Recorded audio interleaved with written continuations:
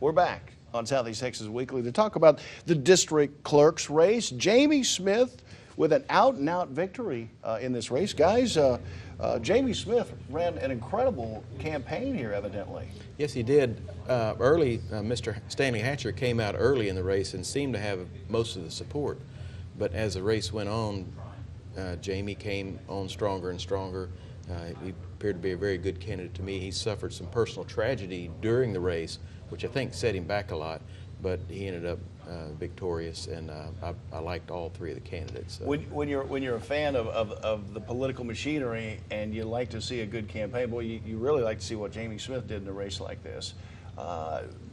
Political conditions notwithstanding, that's some good politics. Jamie Smith's worked hard in this community and has good name recognition and has helped a lot of people. Stan Hatcher's a good man, and he ran a strong campaign as well. Yeah, and he'll be back. Yes. You know, don't you get the sense there were some tremendous candidates we saw in this that have a political future? I definitely think we'll see some of the candidates come back and run again, different races for sure.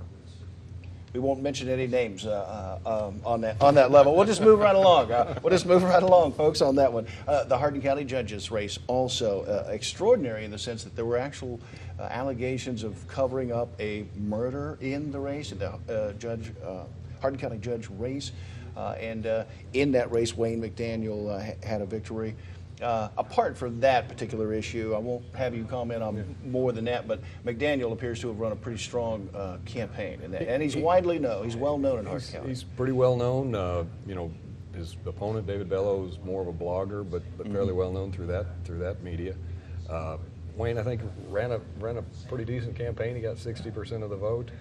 Tried, I think, to kind of stay out of some of the questionable elements in Facebook and everywhere else, but it ended up probably where it began, about 60-40. All right, let's take a look at what our president is doing this week. He is talking on public broadcasting, and he's pulling Dan Quayle, evidently. Take a look. When Aretha first told us what RSPECT meant to her, she had no idea it would become a rallying cry for African Americans and women. And then everyone who felt marginalized because of what they looked like or who they loved, they wanted some respect.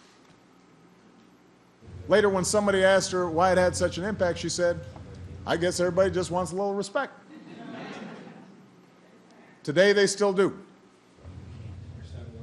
Mike Lindsay, we've got to have a president, a commander-in-chief who leads the globe with a firm, solid standing on this matter of spelling. You know, it just reminds me how much I've missed those Bush-isms. We haven't had a light moment like this in an awful long time, and it's a breath of fresh air. Well, they're usually covered up. Now, you know the Republicans are going to go nuclear on that in the future. Absolutely. On a more serious note, the Ukrainian crisis has taken off, guys. I'd like to get your views on whether this administration is handling this properly at this point. There are those who say critics who say the president bungled the Syrian crisis with his discussion of having a red line and then not really following it up. That ironically, it was the Russians that stepped in to avert perhaps a bigger crisis there. I just have a few seconds. Give me an around-the-table view of how the administration should be handling the Ukrainian crisis. I'll start with you. In my opinion, Obama should just stay away from Putin. He's dynamite to him. He's not prepared for that confrontation. Well, there have been several situations in which Putin, at least if you keep in mind these, these diplomatic gestures, if you will, that Putin seems to overwhelm the president in the eyes of many of his critics. Kevin, I couldn't disagree with you more. I think Syria was an absolute spectacular victory for this country. The chemical weapons are gone. Our country supports the Geneva Convention. When you're looking at the issues in Kiev, we have no treaties with them. We have no obligation, moral or legal, to go to their defense. And I think what we're seeing in the world community is countries and nations that are making a decision.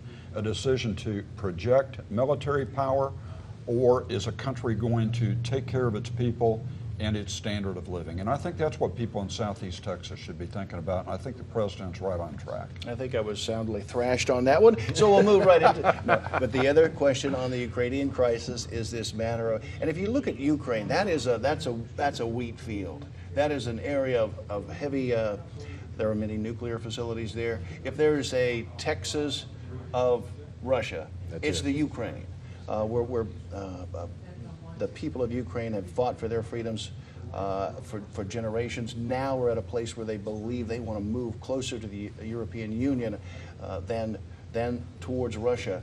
It's a freedom-loving people. Should the administration be doing more to help them out, or is the sanctions that have been discussed by the president, is it enough? Well, first off, I'm not a believer in the United States being the world policeman. That's a NATO issue, and we're supportive of NATO. We should do what we need to do there. The issue right now primarily is Crimea that wants to go back into Russia. You know, Putin being ex-KGB, one of his goals, I understand, is to rebuild the Russian Empire. As the old school people in the United States, we used to have what we call containment, that wherever Russia went, we had to, you know, stop them. You know, they lost in '94 when the Soviet bloc broke up and Putin's trying to get it back. The people in Crimea are Russian speaking. They think they are Russians. They want to go back there. You know, that's going to be an issue. Maybe let them go. I don't know if they will or won't, but I don't think we have anything to offer to stop it. So we'll have to just ride this one out. I'm getting the hard rap. Guys, we've got to run. We'll see you next time on this show. We have Godfrey Leggett and Jeff Lewis that are chomping at the bit to mix it up on some of these same questions when we return on Southeast Texas Weekly.